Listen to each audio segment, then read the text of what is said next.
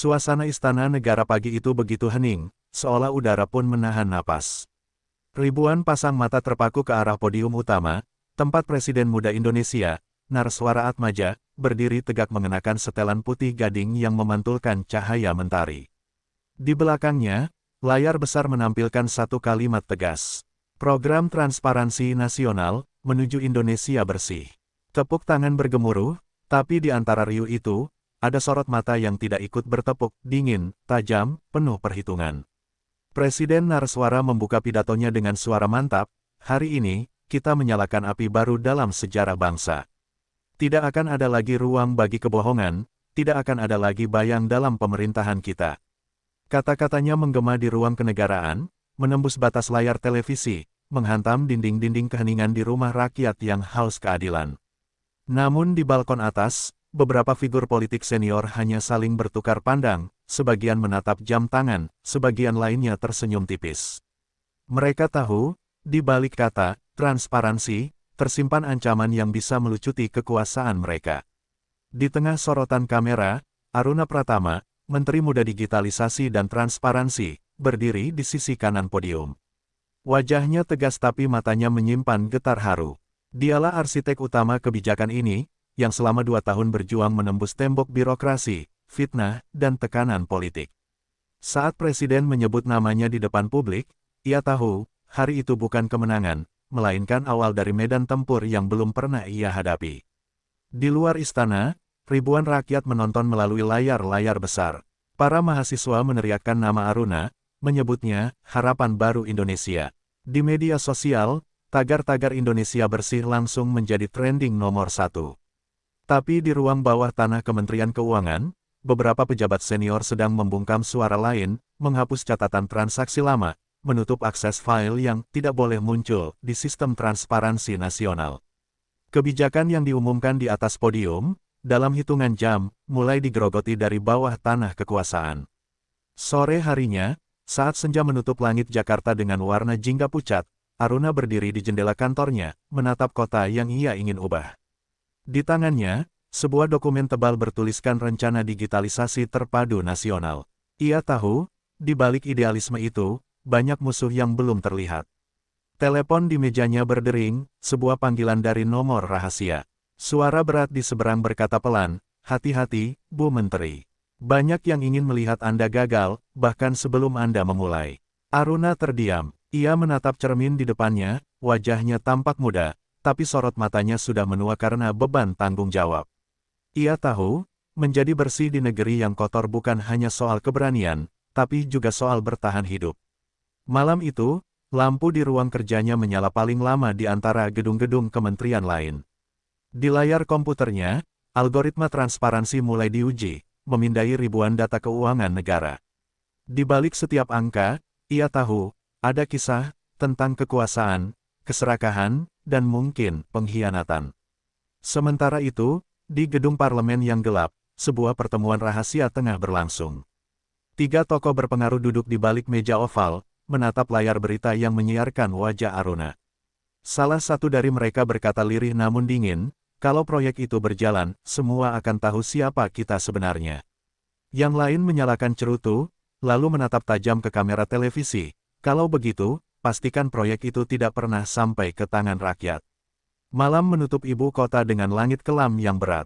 Jakarta tampak tenang dari luar, tapi di balik jendela-jendela kaca tinggi, badai mulai terbentuk, badai yang akan mengguncang fondasi kekuasaan.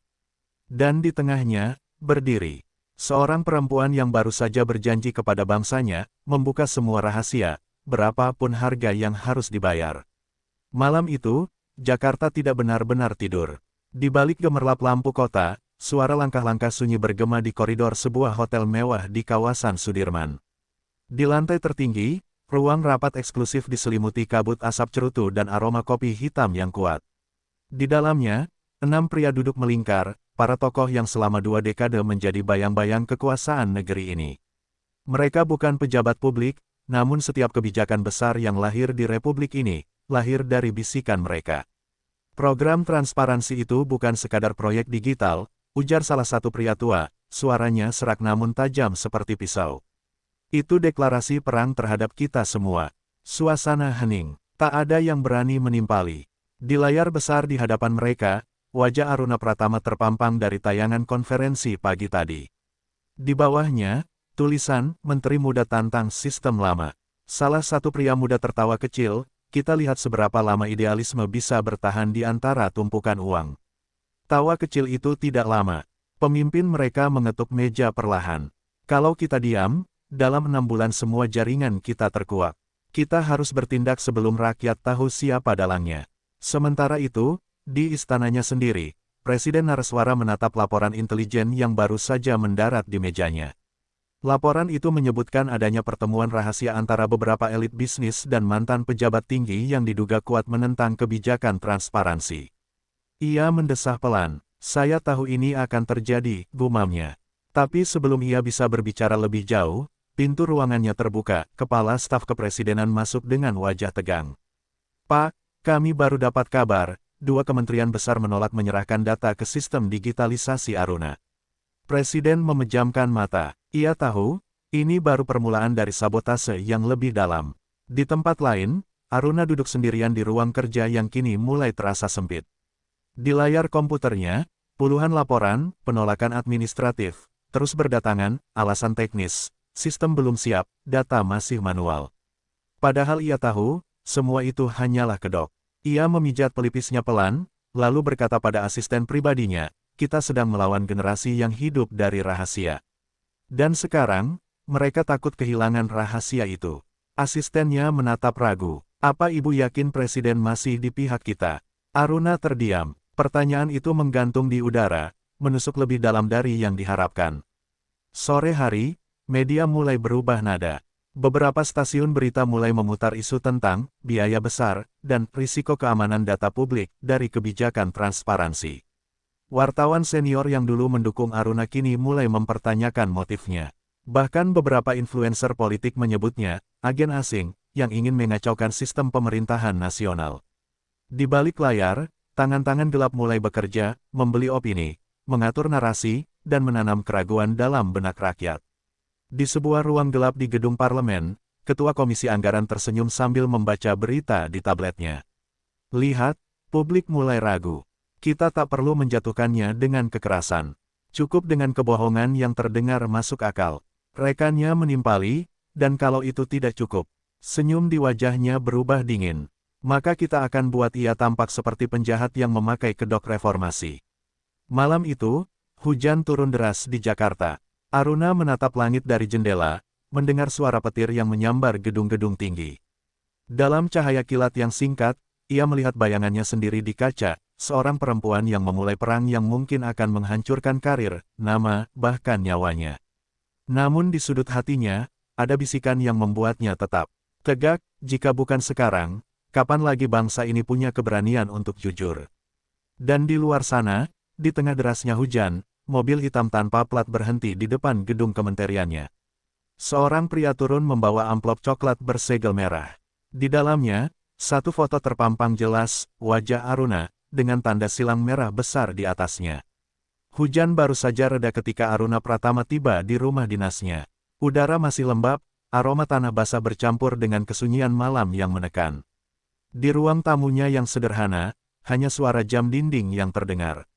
Di meja kerjanya, menumpuk dokumen bertanda rahasia negara, hasil audit awal yang menunjukkan angka-angka mencurigakan dari proyek infrastruktur besar. Namun Aruna tak lagi kaget. Ia tahu, di balik setiap proyek pembangunan bangsa, selalu ada tangan-tangan rakus yang mencomot sebagian untuk kepentingan pribadi. Yang mengejutkannya bukan besarnya uang, tapi nama-nama yang tercantum di dalam laporan itu, orang-orang yang dulu ia anggap sekutu. Telepon berdering pelan. Di ujung sana, suara lembut ibunya memecah keheningan. Nak, kamu baik-baik saja. Ibu lihat berita di TV, banyak yang menyerangmu sekarang. Aruna menarik napas panjang, mencoba terdengar tenang. Aku baik, Bu. Ini semua hanya badai kecil. Aku harus bertahan. Namun setelah sambungan terputus, matanya berkaca-kaca. Ia tahu, badai ini bukan badai kecil. Ini tsunami yang akan menelan siapapun yang berani melawan arusnya. Tapi ia juga tahu, jika ia mundur sekarang, maka seluruh perjuangan itu akan sia-sia. Pagi berikutnya, Aruna memanggil 3 orang ke ruang kerjanya, orang-orang yang paling ia percaya. Pertama, Raffi Karim, mantan jurnalis investigatif yang kini menjadi staf ahli kementeriannya. Kedua, Laras Dewanti, analis data muda yang jenius tapi sinis terhadap politik.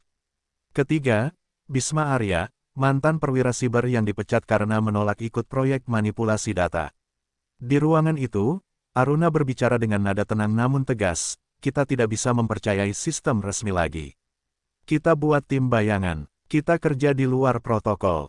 Semua yang kalian temukan, langsung ke saya. Mereka saling bertatap, menyadari bahwa keputusan ini berarti satu hal, mereka baru saja melangkah ke medan perang yang tidak terlihat. Siang menjelang sore, Aruna menghadiri rapat kabinet di istana. Sorot mata para menteri terasa berbeda kini, ada yang sinis, ada yang takut, dan sebagian lainnya menatapnya seolah ia ancaman. Ketika tiba gilirannya berbicara, Aruna membuka laptop dan menampilkan grafik interaktif. Ini adalah data bocoran anggaran 5 kementerian yang tidak sinkron. Selisihnya hampir 2 triliun rupiah. Suasana ruangan mendadak membeku. Beberapa menteri saling berbisik panik. Presiden Narswara menatap Aruna tajam, dari mana Anda dapat data ini? Aruna menjawab datar, dari sistem transparansi yang Bapak resmikan sendiri. Data ini tidak berbohong. Ucapan itu membuat ruangan seperti retak. Usai rapat, salah satu kolega mendekatinya di koridor. Aruna, kamu gila, kamu tidak tahu dengan siapa kamu berhadapan. Ia hanya tersenyum samar. Mungkin, tapi mereka juga tidak tahu seberapa jauh aku bersedia melangkah. Langkah kakinya mantap, meski di setiap sisi ada mata yang mengawasinya. Bayangan di dinding terasa memanjang, mengikuti kemanapun ia berjalan, seolah kekuasaan sendiri sedang memperingatkannya agar berhenti. Malamnya, tim bayangan mulai bekerja. Di ruang rahasia bawah gedung kementerian, Raffi memeriksa log transaksi digital, Laras menyusun algoritma untuk melacak dana gelap, dan Bisma memantau jaringan komunikasi yang diduga dikendalikan oleh kelompok elit. Lampu redup, layar berkedip, dan setiap klik mouse terasa seperti dentuman kecil dalam perang yang tak terdengar. Aruna berdiri di tengah ruangan, mengamati mereka bekerja, lalu berbisik pelan, kita bukan sekadar mencari korupsi. Kita sedang menulis ulang sejarah. Namun di luar sana, seseorang juga mengamati mereka, lewat kamera tersembunyi di sudut ruangan, tersambung ke markas intelijen rahasia yang tidak tercatat dalam struktur negara. Seorang pria berjas hitam menatap layar monitor, lalu tersenyum tipis. Menarik, katanya sambil menyalakan rokok. Menteri muda itu benar-benar tidak tahu siapa yang sedang mengawasinya. Hujan mengguyur Jakarta tanpa henti malam itu, seperti amarah langit yang menolak tenang. Di layar-layar televisi nasional, berita mendadak meledak, Menteri Aruna diduga terlibat suap digitalisasi nasional. Headline itu menari di setiap kanal, wajah Aruna terpampang dengan sorotan mata yang dibuat tampak sinis dan ambisius. Dalam hitungan jam, nama yang kemarin dieluk-elukan sebagai simbol kejujuran kini berubah menjadi kambing hitam negeri. Di ruangannya yang kini dikepung wartawan, Aruna menatap layar berita tanpa kata. Raffi berlari masuk dengan napas terengah, membawa flash disk kecil. Bu, ini jebakan. Mereka memalsukan tanda tangan ibu di dokumen proyek fiktif. Semua bukti transaksi diarahkan ke rekening atas nama Anda. Aruna terdiam. Ia menatap dokumen digital yang ditunjukkan Raffi, sempurna, seolah benar-benar dibuat olehnya.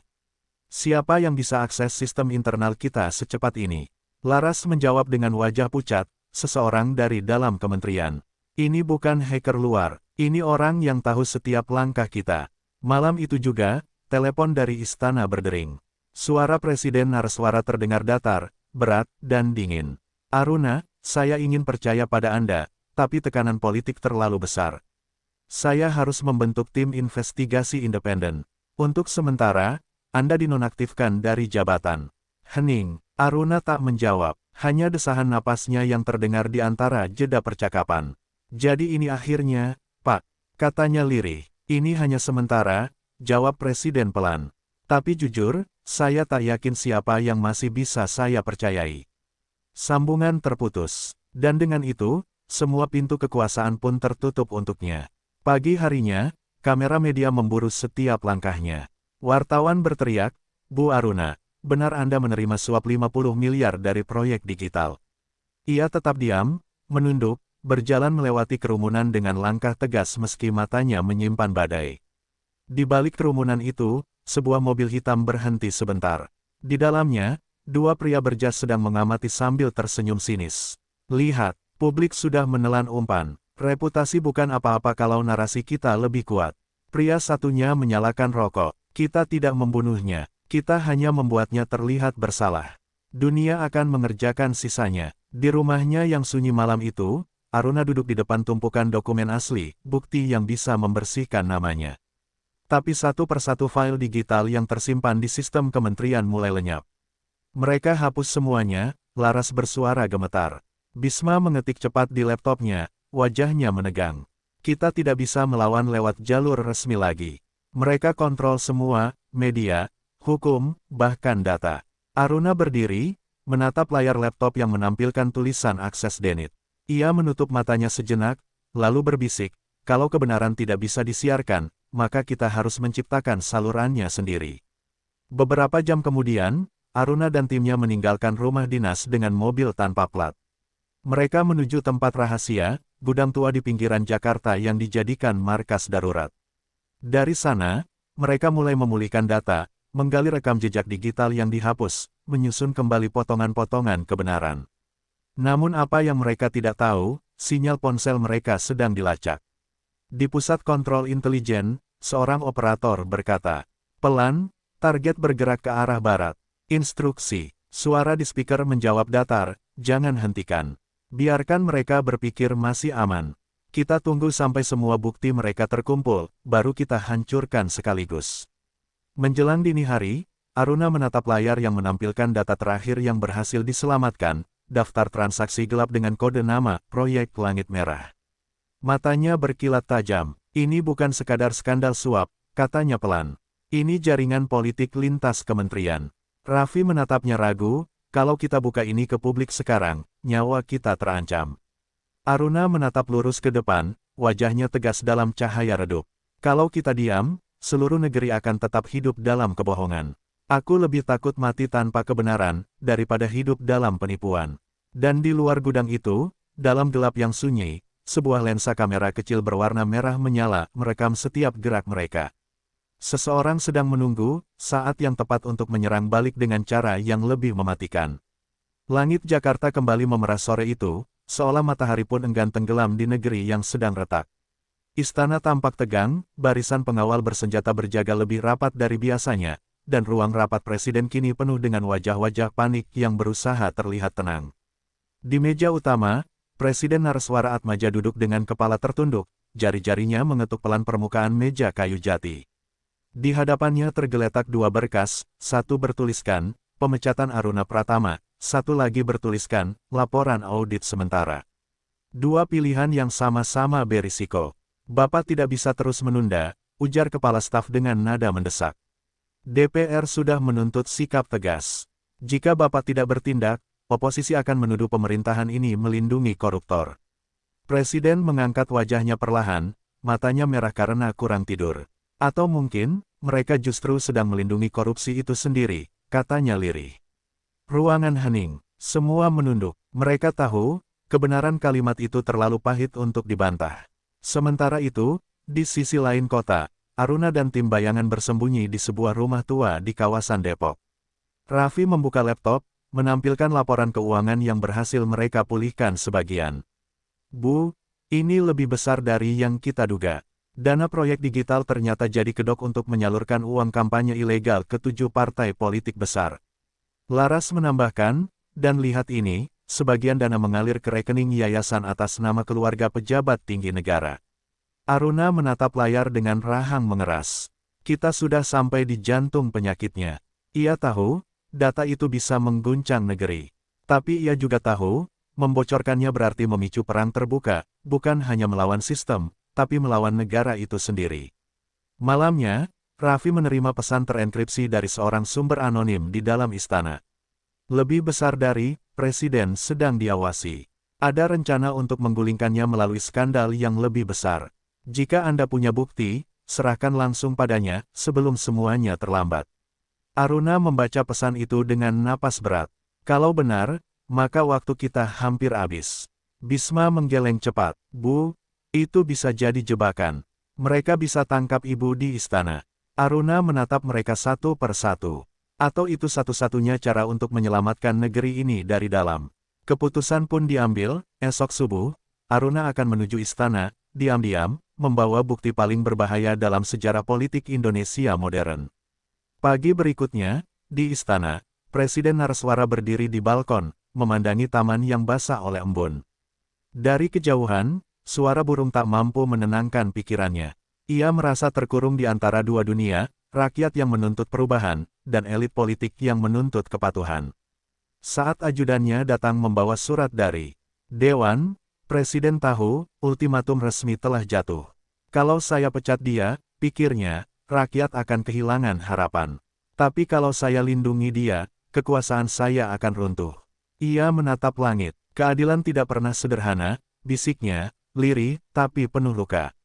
Sementara itu, mobil hitam tanpa plat meluncur cepat menembus jalan basah menuju kawasan Monas. Di dalamnya, Aruna memegang koper berisi salinan data transaksi, wajahnya tenang tapi matanya waspada. Kita tidak datang untuk minta belas kasihan, katanya pada Raffi.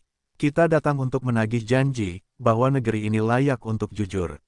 Namun saat mereka hampir tiba di pintu belakang istana, sebuah truk besar tiba-tiba memotong jalan. Suara rem berdecit, kaca pecah, dan teriakan menggema. Tubuh Aruna terpental, koper terlempar ke aspal, dan data yang ia bawa pun berserakan ke jalanan, terbuka oleh angin pagi yang dingin. Beberapa menit kemudian, pasukan pengamanan tiba. Di tengah kekacauan, seseorang dengan jas abu-abu memungut satu lembar dokumen dari tanah. Ia membaca sekilas, matanya melebar.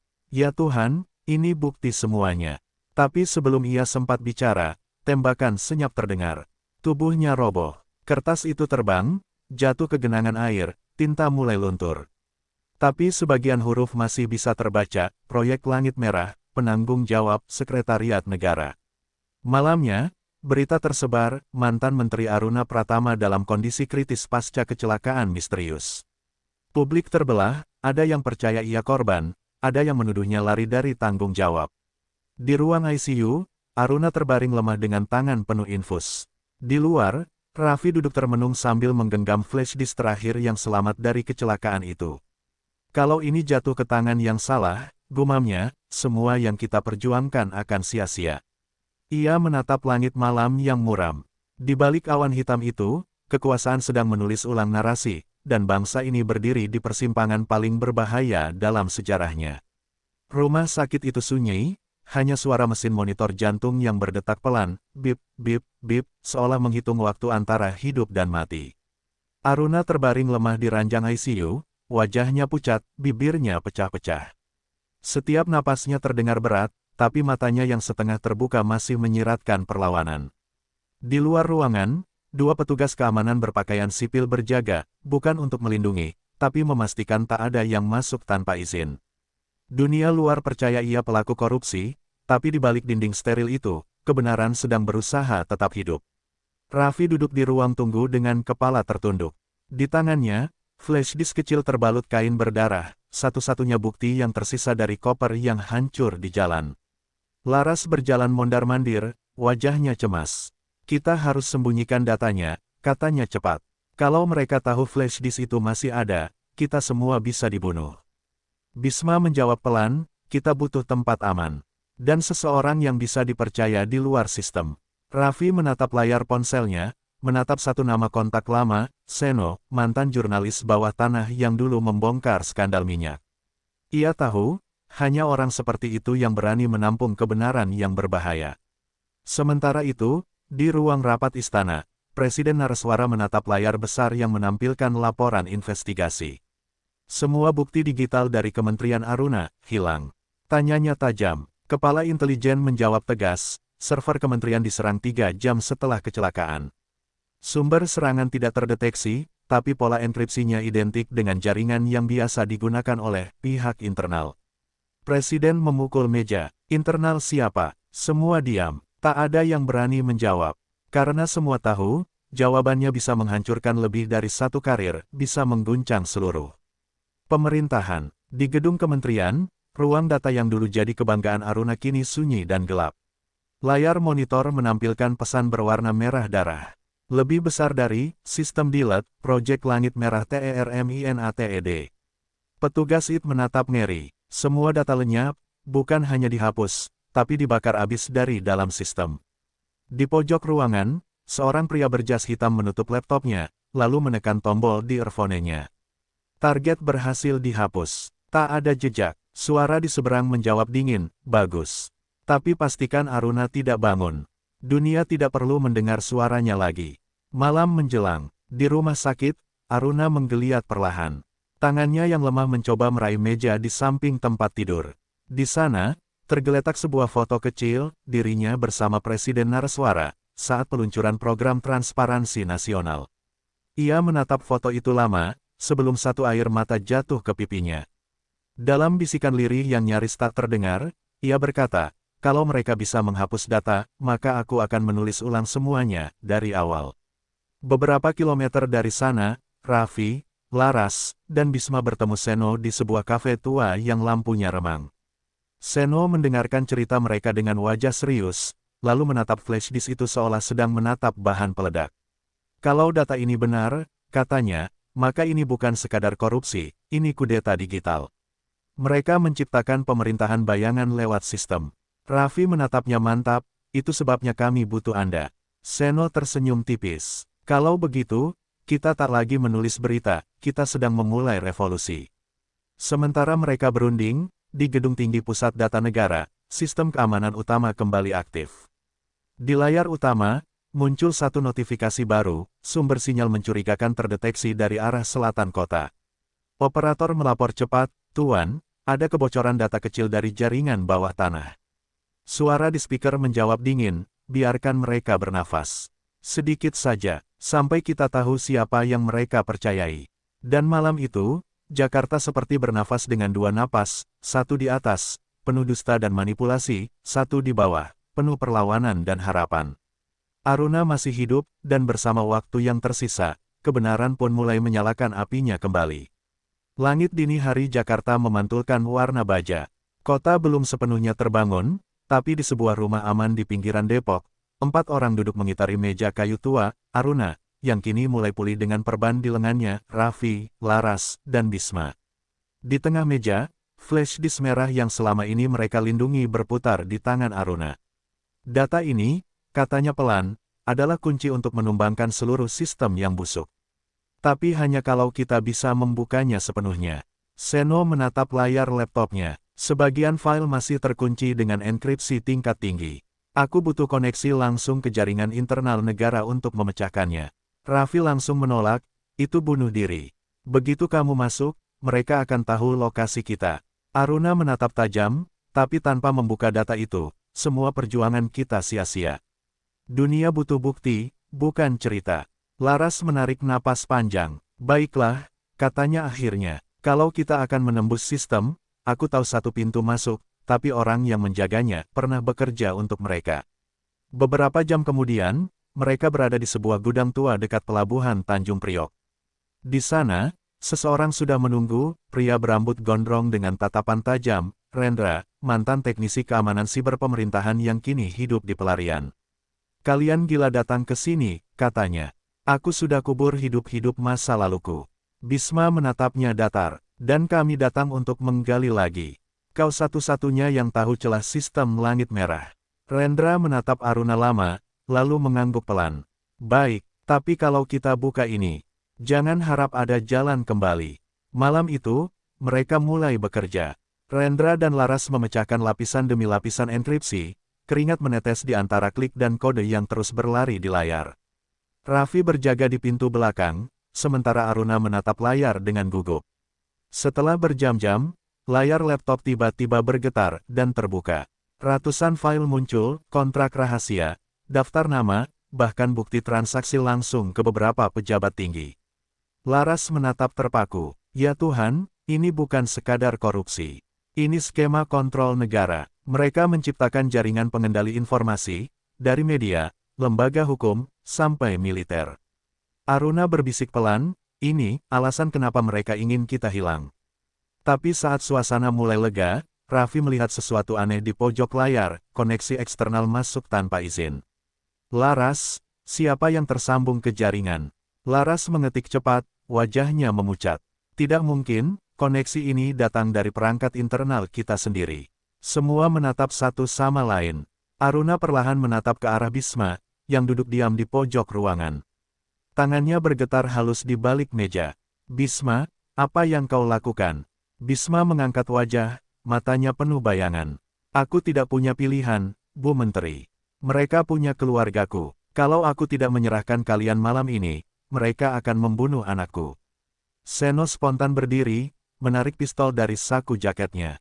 Kau bocorkan lokasi kita. Bisma menunduk, air matanya jatuh. Mereka sudah dalam perjalanan. Maafkan aku. Sebelum ia sempat bicara lagi, suara gemuruh terdengar dari luar, suara kendaraan taktis menghantam pintu baja. Lampu mati, sirine berbunyi. Aruna berteriak, matikan sistem.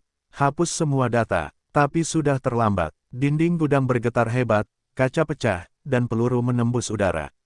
Dalam kekacauan itu, Raffi menarik Aruna ke lorong belakang. Laras berusaha menyalin sebagian data ke drive cadangan, tangannya gemetar. Bisma terjatuh, tertembak di bahu, darahnya membasahi lantai.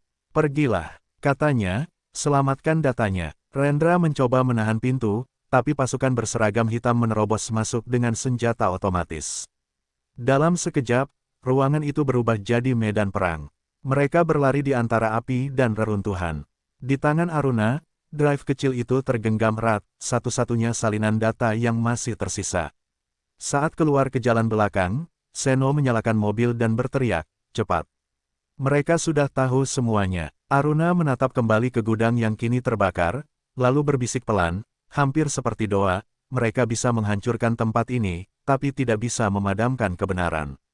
Beberapa kilometer dari sana, di ruang gelap pusat kontrol rahasia, seorang perwira menatap layar yang menampilkan video serangan itu. Ia memutar ulang beberapa detik terakhir dan memperbesar wajah Aruna. Dia masih hidup, katanya datar.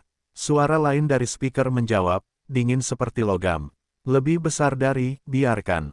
Kadang, musuh yang hidup, lebih mudah dikendalikan daripada yang mati. Jakarta pagi itu tak seperti biasanya. Langit berwarna kelabu, dan udara terasa berat oleh sesuatu yang tak terlihat ketegangan. Di setiap sudut kota, layar ponsel bergetar bersamaan. Sebuah video berdurasi 8 menit tersebar cepat di seluruh media sosial. Dalam video itu, Aruna, dengan wajah penuh luka, berbicara di depan kamera. Lebih besar dari, mereka telah mencuri masa depan kita. Bukan hanya uang rakyat, tapi juga kepercayaan. Mereka menanam sistem untuk mengendalikan kita, dari apa yang kita baca, apa yang kita pikirkan, hingga apa yang kita percayai. Jika aku hilang, jika kami semua hilang, jangan diam. Bicaralah, bangkitlah. Video itu langsung meledak. Dalam hitungan jam, tagar langit merah menjadi trending nomor 1 di seluruh negeri. Rakyat mulai curiga, media mulai goyah, dan para pejabat panik. Di istana, Presiden Narswara menatap layar televisi dengan wajah tegang. Siapa yang bocorkan video ini? Tanyanya dengan nada menahan marah. Kepala stafnya menjawab gugup, kami belum tahu, Pak. Tapi efeknya, luar biasa. Kantor berita internasional sudah menayangkannya. Presiden diam lama, lalu berkata pelan, kalau ini benar, maka tidak ada tempat aman lagi bagi siapapun. Sementara itu, di Gang Sempit Jakarta Timur, Raffi dan Laras bersembunyi di sebuah rumah penduduk. Mereka menonton berita di TV kecil yang buram gambarnya. Aruna duduk di kursi roda, tubuhnya masih lemah, tapi matanya berkilat. Kita berhasil, katanya pelan. Kebenaran sudah keluar dari sangkarnya.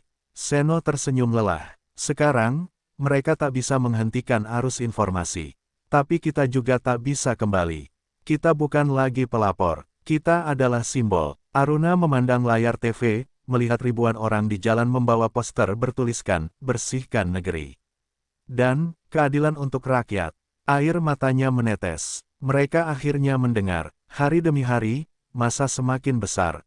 Dari Jakarta hingga Surabaya, dari Medan hingga Makassar, rakyat turun ke jalan dengan satu tuntutan, transparansi total. Gedung-gedung pemerintah dijaga ketat, dan suasana negara mendidih. Di tengah lautan manusia, bendera merah putih berkibar bukan hanya sebagai lambang negara, tapi sebagai tanda perlawanan terhadap penindasan yang diselimuti formalitas birokrasi. Namun di balik semangat itu, bahaya juga mengintai. Kelompok bayangan yang selama ini mengendalikan proyek Langit Merah tidak tinggal diam. Mereka mulai menyusup ke dalam barisan demonstran, memicu kerusuhan, membuat seolah rakyat sendiri yang menciptakan kekacauan. Suatu malam, Aruna berdiri di balkon rumah persembunyian mereka. Dari kejauhan, ia melihat nyala api membakar gedung kementerian, simbol dari kemarahan rakyat. Laras mendekat dan berkata, "Kita sudah menyalakan api, tapi api itu tak bisa kita kendalikan lagi." Aruna mengangguk, "Aku tahu, tapi mungkin itu harga yang harus dibayar untuk perubahan. Kekuasaan yang kotor hanya bisa dibersihkan oleh keberanian yang membara." Di sisi lain, Presiden Nareswara melakukan rapat darurat di istana. Beberapa menterinya mendesak untuk menurunkan pasukan dan memblokir internet nasional. "Kalau kita biarkan ini, negara akan hancur," kata salah satu jenderal. Nareswara menatap layar yang menampilkan wajah Aruna dalam video itu. "Dan kalau kita matikan suara rakyat," jawabnya pelan, "maka negara sudah hancur, hanya kita yang belum menyadarinya." Kata-katanya disambut hening panjang. Untuk pertama kalinya, sang presiden mulai mempertanyakan siapa sebenarnya yang mengendalikan kekuasaan, dirinya, atau sistem yang diciptakan di bawah hidungnya sendiri. Seno, yang memantau situasi lewat jaringan bawah tanah, menemukan sesuatu lebih besar, file rahasia bernama Konsorsium Langit, daftar nama di balik semua proyek kotor itu. "Ini dia," katanya sambil menatap layar dengan napas tercekat. "Bukan hanya pejabat lokal, tapi juga investor asing, aparat militer, bahkan beberapa anggota kabinet." Raffi menatap Aruna. "Kalau kita rilis nama-nama ini, tak akan ada jalan kembali. Mereka akan memburu kita sampai akhir dunia." Aruna menatap layar dengan tenang. "Kalau keadilan menuntut nyawa, maka biarlah sejarah yang menulisnya. Karena masa depan Indonesia tidak bisa lagi disandera." Di luar rumah itu, suara rakyat menggema seperti ombak, "Bersihkan negeri.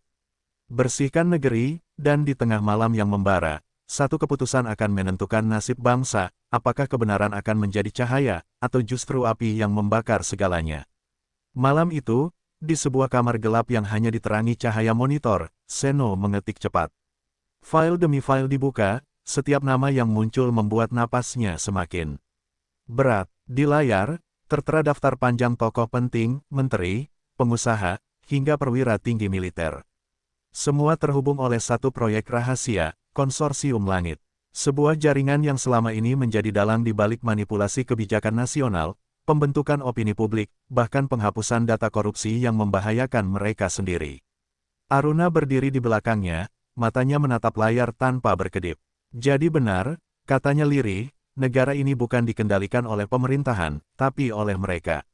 Laras membalas dengan suara bergetar, "Mereka bukan hanya mencuri uang rakyat, tapi juga kebenaran." Seno menekan tombol, print, dan halaman demi halaman keluar dari printer kecil di sudut ruangan. "Kita harus serahkan ini ke publik," katanya. "Kalau mereka tahu nama-nama ini, sistem akan runtuh." Namun Raffi segera menahan tangannya. "Tidak semudah itu. Begitu nama-nama ini keluar, mereka akan memicu perang. Kita butuh strategi, bukan hanya keberanian." Sementara itu, di sisi lain kota, ruang rapat gelap di lantai 30 sebuah gedung megah dipenuhi wajah-wajah dingin. 5 orang duduk di meja marmer panjang, semuanya berpakaian hitam. Pria paling tua di ujung meja, dengan suara tenang tapi mematikan, berkata, "Kebocoran ini sudah melewati batas. Aruna dan timnya harus dihapus sepenuhnya, beserta siapapun yang pernah berhubungan dengan mereka." Seorang wanita di sebelahnya menambahkan, dan Presiden Nareswara mulai kehilangan kendali. Ia bicara tentang reformasi, tentang membersihkan sistem. Ia lupa siapa yang menempatkannya di kursi itu. Pria tua itu menatap tajam ke arah jendela yang memperlihatkan kota Jakarta dari atas. "Kalau Presiden berani melawan kita, maka waktunya mengganti pion." Kembali ke persembunyian, Raffi menerima pesan dari sumber anonim, "Ada orang di istana yang ingin membantu." Kode nama, Garuda. Aruna menatap pesan itu dengan hati-hati. "Kalau ini jebakan, kita tamat." Seno menggeleng. "Atau mungkin, ini kesempatan terakhir kita." Mereka sepakat untuk bertemu di lokasi yang dirahasiakan, gedung arsip tua di daerah Menteng, tengah malam nanti. Saat mereka tiba, Tempat itu gelap dan sunyi. Langkah kaki bergema di lorong sempit. Dari balik bayangan, muncul seorang pria mengenakan mantel panjang, wajahnya tertutup masker. Ia bicara pelan, tapi mantap. Aku utusan langsung dari Presiden, katanya. Beliau tahu tentang konsorsium langit, tapi tidak bisa bertindak tanpa bukti konkret. Serahkan data itu padaku, dan aku akan pastikan semuanya sampai ke tangannya. Aruna menatapnya tajam. Bagaimana kami tahu kau bukan bagian dari mereka? Pria itu membuka maskernya perlahan, dan di baliknya, wajah yang tak asing. Brigjen Raditya, kepala pengamanan Presiden sendiri. Bu Menteri, katanya, Presiden sudah lama mencurigai adanya kekuatan di balik pemerintahannya. Tapi kami tak punya bukti sampai video Anda muncul. Sekarang, kami ingin mengakhirinya. Bersama, Laras menatap Raffi, ragu. Kalau dia benar, ini bisa jadi jalan keluar. Tapi Seno justru merasakan sesuatu yang janggal. Tunggu, katanya perlahan. Kalau Presiden tahu tentang semua ini, kenapa tidak melindungi kita sejak awal? Raditya terdiam sesaat, lalu menjawab datar, karena di istana, ada mata-mata mereka. Sebelum Aruna sempat menjawab, suara langkah berat terdengar dari luar. Lampu sorot menembus jendela, suara megafon bergema, kalian dikepung. Serahkan diri kalian sekarang. Raffi spontan menarik Aruna ke balik meja. Seno berteriak, mereka menemukan kita lagi. Raditya menatap pintu, lalu berbalik cepat. Ikut aku, lewat jalur belakang. Mereka berlari menuruni tangga darurat saat peluru mulai menghujani dinding. Dari kejauhan, gedung arsip itu mulai terbakar, menyisakan kepulan asap hitam di langit Jakarta. Dalam pelarian itu, Aruna berteriak pada Raditya, kau bilang kau di pihak Presiden. Kenapa mereka menyerang? Raditya menjawab tanpa menoleh, karena bukan hanya rakyat yang bangkit, tapi para penguasa juga sedang berebut singgasana. Malam itu, di tengah ledakan dan sirine, satu kebenaran mulai terkuak, perang bukan lagi antara rakyat dan pemerintah, tapi antara kebenaran dan kekuasaan itu sendiri. Dan Aruna tahu, setelah malam ini, tak ada lagi yang bisa kembali seperti semula. Hujan deras mengguyur Jakarta malam itu. Petir menyambar di langit seperti tanda murka, seolah langit sendiri menolak diam atas kebusukan yang selama ini disembunyikan. Mobil hitam tanpa plat melaju cepat melewati jalan belakang Istana Negara. Di dalamnya, Aruna duduk di kursi belakang bersama Raffi dan Seno. Wajah mereka tegang, pakaian lusuh, dan mata merah oleh kurang tidur. Di kursi depan, Brigjen Raditya menggenggam setir erat, tatapannya lurus ke depan. Presiden sudah menunggumu, katanya pelan tanpa menoleh. Tapi waktu kita tidak banyak. Begitu mereka tahu kau ada di istana, semua sistem pengamanan akan berbalik menjadi perangkap. Aruna menatap keluar jendela, melihat pantulan lampu kota di genangan air. Aku sudah terlalu jauh untuk mundur, Jenderal, katanya. Kalau malam ini aku mati, pastikan dunia tahu siapa yang memadamkan cahaya bangsa ini. Raffi menatap Aruna diam-diam. Ia tahu, wajah tenang perempuan itu menyembunyikan badai, bukan karena takut mati, tapi karena tahu kebenaran yang akan ia bawa bisa membunuh siapapun yang menyentuhnya. Mereka memasuki halaman belakang istana melalui jalur logistik yang sudah lama tidak dipakai. Di sana, dua pengawal terpercaya Raditya membuka gerbang besi, memberi jalan tanpa suara. Setiap langkah mereka terasa seperti menapaki sejarah yang siap menelan siapa saja yang melawannya. Di ruang dalam, Presiden Narswara menunggu sendirian. Tanpa jas resmi, tanpa pengawal, hanya kemeja putih dan wajah lelah seorang pemimpin yang dikhianati oleh sistem yang ia pimpin sendiri. Ketika pintu terbuka, mata mereka bertemu. Aruna, suara Presiden berat dan rendah. Aku pikir kau sudah mati. Aruna berdiri tegak di hadapannya.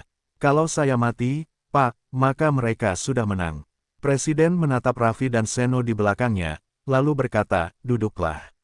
Aku ingin mendengar semuanya. Seno menaruh drive kecil di meja kayu besar di depan Presiden. Ini, Pak, semua bukti. Daftar nama dalam konsorsium langit, para pejabat, pengusaha, dan investor asing yang selama ini mengatur arah kebijakan negara dari balik layar. Presiden menatap layar tablet yang disambungkan ke drive itu. Di sana, muncul wajah-wajah yang familiar, Menteri Pertahanan, Direktur BUMN, Ketua Partai, bahkan. Presiden menahan napas. Wakilku sendiri. Ruangan mendadak senyap. Hanya suara hujan yang jatuh di atap. Presiden meletakkan tablet itu perlahan, tangannya bergetar. Jadi selama ini, negara yang kupimpin hanyalah boneka. Aruna menatapnya mantap. Bukan boneka, Pak, tapi papan catur. Dan kita semua pionnya. Beberapa detik kemudian, pintu ruangan terbuka mendadak. Seorang ajudan berlari masuk dengan wajah panik. Tuan Presiden, ada pergerakan pasukan di luar pagar timur. Mereka mengatasnamakan pengamanan istana, tapi mereka bukan orang kita. Raditya langsung menarik pistol. Mereka datang lebih cepat dari perkiraan. Konsorsium tahu Anda bersama Aruna. Presiden berdiri, suaranya tegas. Kalau begitu, malam ini kita hadapi mereka bersama. Aku tidak akan lari dari kebenaran lagi. Sirene meraung di luar, lampu merah berkedip. Dari jendela, terlihat bayangan pasukan bersenjata menyusup melalui taman istana. Aruna menatap Presiden Nareswara, lalu berkata pelan, kalau kita mati malam ini, setidaknya dunia sudah melihat siapa yang mencoba membungkam kebenaran. Presiden mengangguk, dan kalau kita hidup, bangsa ini akan lahir kembali, dengan darah dan kebenaran. Suara tembakan pertama meledak di luar jendela, kaca pecah, dan malam pun berubah menjadi medan perang. Raditya menembakkan senjatanya ke arah koridor, melindungi Presiden dan Aruna. Seno mencoba menyalakan sistem komunikasi internal, tapi seluruh jaringan sudah diretas. Raffi menutup pintu besi belakang dan menyiapkan rute pelarian. Di tengah kekacauan itu, Presiden berdiri di podium kecil di dalam ruang darurat istana. Ia menyalakan kamera internal dan mulai berbicara langsung kepada rakyat lewat jaringan nasional cadangan. Rakyat Indonesia, suaranya berat tapi jelas, malam ini, istana bukan lagi simbol kekuasaan, tapi medan kebenaran. Mereka mencoba mengambil alih negara ini. Tapi selama masih ada satu orang yang berani berkata tidak, Indonesia tidak akan pernah jatuh. Siaran itu hanya bertahan 2 menit sebelum sistem diretas dan layar menjadi hitam. Tapi 2 menit itu cukup, seluruh negeri sudah mendengar suara pemimpinnya, dan api perlawanan kembali berkobar. Aruna menatap Presiden dengan mata berkaca-kaca. Anda baru saja menandatangani hukuman mati Anda sendiri, Pak. Presiden tersenyum kecil. Kalau kematianku berarti lahirnya keadilan, maka biarlah aku mati sebagai manusia, bukan sebagai boneka. Di luar, hujan masih turun deras, membasahi darah yang mulai mengalir di tangga istana. Dan malam itu, langit Jakarta tampak seperti terbakar, bukan oleh api, tapi oleh amarah dan keberanian yang akhirnya bersatu di bawah satu nama, kebenaran. Subuh merayap perlahan di atas Jakarta. Hujan sudah reda, tapi aroma asap dan mesiu masih memenuhi udara. Istana negara tinggal puing dan bayangan. Dinding yang dulu berdiri gagah kini berlubang oleh peluru, dan di halaman depan, bendera merah putih yang hangus setengahnya masih berkibar, simbol bahwa bangsa ini belum mati, hanya terluka. Aruna berdiri di tengah reruntuhan aula utama, tubuhnya penuh debu dan luka. Di tangannya, drive kecil berisi seluruh bukti kejahatan konsorsium langit masih tergenggam erat, walau casingnya sudah retak. Di hadapannya, Presiden Nareswara duduk bersandar pada pilar yang runtuh, wajahnya pucat dan berlumuran darah. Ia tersenyum lemah saat melihat Aruna mendekat. Aruna, suaranya nyaris hanya bisikan, kau berhasil. Aruna berlutut di sampingnya, menggenggam tangannya erat. Belum, Pak, data ini harus disiarkan. Rakyat harus tahu semuanya. Presiden menggeleng pelan. Rakyat sudah tahu. Mereka bangkit. Dan kau, ia menatap mata Aruna. Kau adalah simbol dari kebangkitan itu.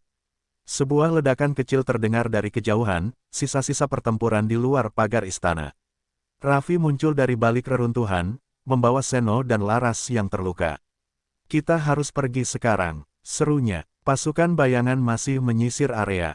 Aruna menatap drive di tangannya, lalu pada wajah Presiden yang semakin pucat. Saya tidak bisa meninggalkan Anda. Nareswara tersenyum samar. Tinggalkan aku. Bawa kebenaran itu keluar. Jangan biarkan pengorbanan ini sia-sia. Dengan air mata yang tertahan, Aruna berdiri. Baik, Pak. Saya janji, Indonesia akan tahu siapa yang selama ini mengkhianati mereka. Ia menatap Raffi, yang mengangguk mantap. Bersama Seno dan Laras, mereka berlari melewati lorong istana yang terbakar. Di luar, fajar mulai menembus kabut, sinar oranye lembut menyoroti kota yang masih berasap, seolah langit sendiri memberi restu pada kebangkitan yang lahir dari reruntuhan. Sementara itu, Presiden Nareswara menatap langit yang mulai terang. Dengan napas terakhirnya, ia berbisik, Lebih besar dari, kekuasaan tidak abadi, tapi kebenaran akan selalu menemukan jalannya. Lalu matanya terpejam, bukan dalam kekalahan, tapi dalam kedamaian seorang pemimpin. Yang akhirnya memilih rakyatnya di atas segalanya. Beberapa jam kemudian, dunia diguncang oleh siaran langsung tak terduga. Seno berhasil menembus server internasional dan menayangkan seluruh isi drive ke publik, kontrak, daftar transaksi, hingga rekaman pertemuan rahasia konsorsium langit. Nama-nama besar terpampang jelas di layar televisi dan media sosial di seluruh dunia. Rakyat turun ke jalan, bukan untuk berteriak marah, tapi untuk berdiri tegak, memegang poster bertuliskan, "Kami tidak akan diam lagi." Di tengah lautan massa, Aruna berdiri di atas panggung darurat di Bundaran HI. Wajahnya penuh luka, tapi suaranya tegas menggema melalui pengeras suara. Lebih besar dari, mereka bisa menutup mulut kita, tapi tidak suara hati kita. Mereka bisa memadamkan cahaya, tapi tidak fajar yang datang. Indonesia bukan milik segelintir orang di balik meja kekuasaan, Indonesia milik kita semua. Sorak massa menggema, menembus langit yang kini benar-benar terang. Raffi menatap Aruna dengan mata berkaca-kaca. "Kau melakukannya, semuanya sudah berakhir." Aruna menatap jauh ke arah matahari yang terbit, lalu menjawab pelan, "Tidak, Raffi. Ini baru permulaan, karena bangsa yang bersih bukan dibangun dari kemarahan, tapi dari ingatan." Ia berjalan turun dari panggung, menatap ribuan wajah yang menatapnya kembali dengan harapan baru. Di langit, burung-burung melintas di antara cahaya pagi, membawa simbol kebebasan yang selama ini dicuri. Dan ketika sinar pertama menyentuh wajahnya, Aruna tahu, sejarah telah berubah arah. Indonesia telah menyalakan fajar baru.